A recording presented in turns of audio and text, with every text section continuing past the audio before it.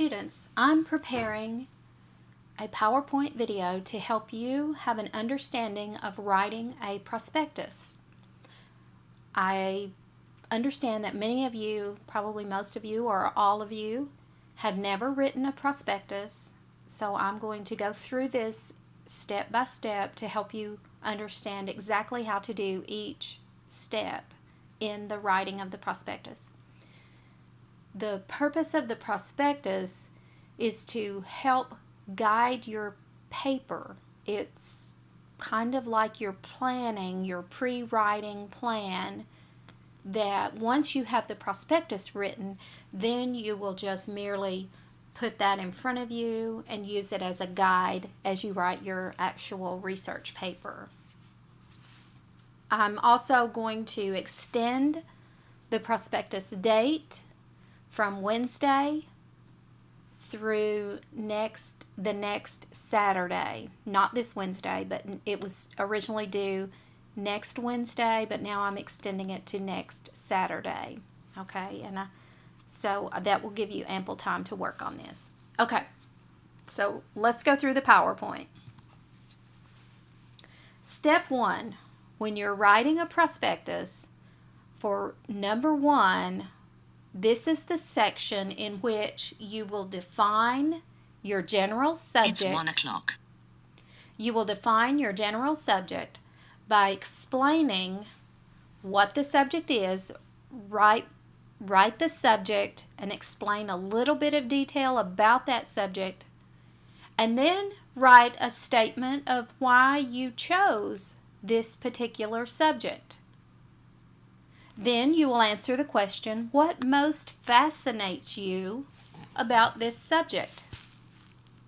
And then you will answer the question, why should someone else who knows nothing about this particular topic or subject bother to learn about it? In other words, what's the importance and the significance of this subject that other people need to understand? This is how I want you to do this. I want you to copy each one of those questions under number 1, and then underneath the question, write your answers. Okay, if you have a question about that, please email me. But you're mainly going to copy the questions and write underneath each one. Paste it on a Word document and write your response under each question. Okay, let's look at step number 2. This is the section that identifies questions that you want to find answers to in your research. This is the part that is going to make everything clear and precise to you as you do your research, and to me as I read through your paper. General questions such as, how has the automobile changed North America, are not going to be helpful because they give very little indication of how you should go about answering that. The changes that the automobile has made are almost limitless as to what you could say. That's too broad, too vague of a question. So you need to zero in and focus on more specific questions. Here's a more specific question. When did suburbs begin to appear in Los Angeles that required their residents to use a car in order to commute to work? Do you see, that is a significant change that has been made in North America, but we've zeroed into a specific location and a specific change that has been made. So what I want you to do for this part is I want you to come up with 3 to 5 questions that you want to use as the guide for your research. In other words, 3 to 5 questions that you plan to find answers and discuss those questions and answers in your paper. So for number 2, you're merely going to make a list of 3 to 5 questions. And again, if it helps you, just list it as step 2, and then your questions 1 through 3 or 1 through 5. Step number 3. This is the section in which you state answers to those questions that you think is probably the correct answer. Now,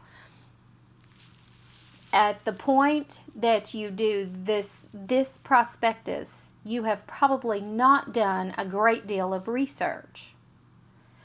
However, you might have an idea, or even if it's a small, minute idea about the questions you've proposed, go ahead and jot down what you think might be the answers to those questions. And then as you do your research, you're going to go in there and you might discover, hey, I was right on track, or I was wrong. I found evidence that contradicts what I was thinking. Okay, so jot down some of the answers that you think will answer the questions that you've proposed. That is for step number 3. Now, as we move into step number 4, this one is going to take a bit longer. Step number 4 could actually be, I put 1 to 2 pages, but sometimes it is up to 4 pages depending on how many sources you have. This is a bibliographical list of all of the source information, and this is going to be an APA format. And I have posted an APA format document for you with this PowerPoint as an attachment so that you can know how to do APA format. You need to label this when you get to step 4. Go ahead and list it, number 4, and then title the top of that page, Annotated Bibliography. And then underneath annotated bibliography, if you would like to put the word references, I'm okay with that. You don't have to, but you can. So this is your annotated bibliography. And what annotated bibliography merely means is you list in alphabetical order, just as it would appear on your reference page, all of your sources, all of the content source information. Underneath each source, you're going to evaluate that source. I want you to concentrate on the content information that you find in each one of your sources. And tell me a little bit about that source. How is this particular source or document going to help you with your research? How will this source contribute to the content of your research? Is this going to be a strong source? Is this a primary material that you will use? Or is this a secondary source that you will use? How will this source help your material? Once you use this source, how are you going to move it beyond just being historical facts or information or someone's opinion?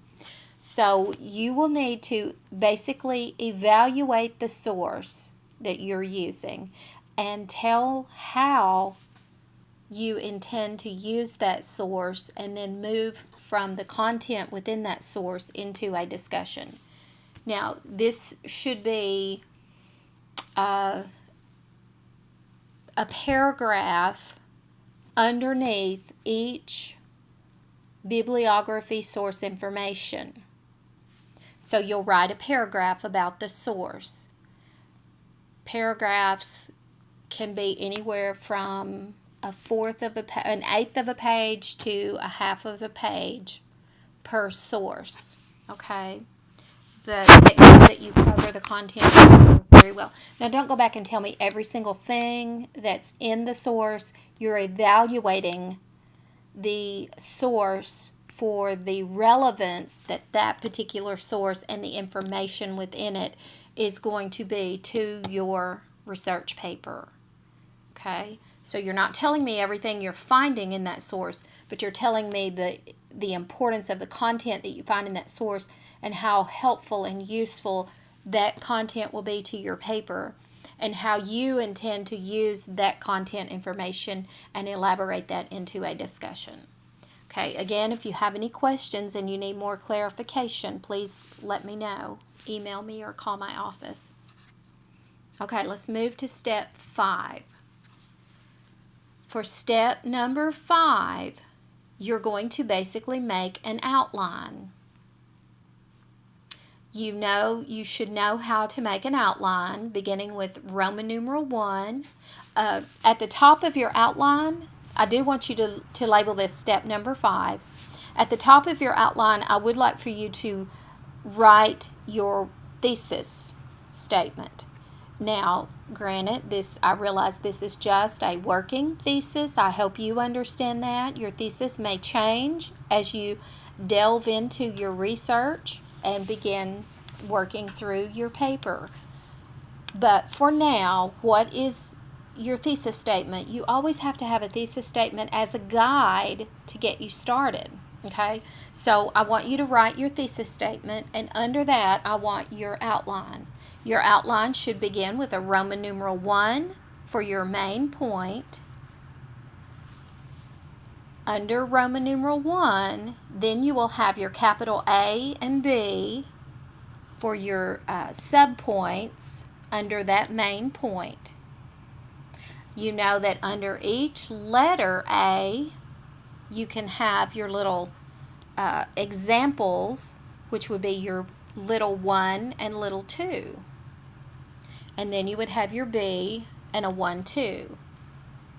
The Roman numeral is your main point. Your A and B are your subpoints related to the main point.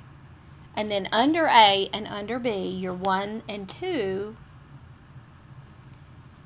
are your examples that you will use, or evidence that you will use to support that main point and those subpoints. Okay? And you know that you have Roman numeral 1, 2, 3. Some of you may have up to Roman numeral 5. Where do you get your key points for your thesis statement and your outline? Go back to your questions that you proposed in step number 2. You should have proposed 3 to 5 questions. That means that you will have 3 to 5 key points that your paper is going to discuss, and that will be pointed out in your outline. And that should also be covered in your thesis. Okay, once you have completed this, and I'm giving you ample time to do this because I realize that many of you have never done this before, and I want to give you some time to do this. I'm also going to open next week a peer editing and let you look at each other's and work together so you can help each other along the way as you're working on your prospectus. If you have any questions about your prospectus, please contact me. I want to help you.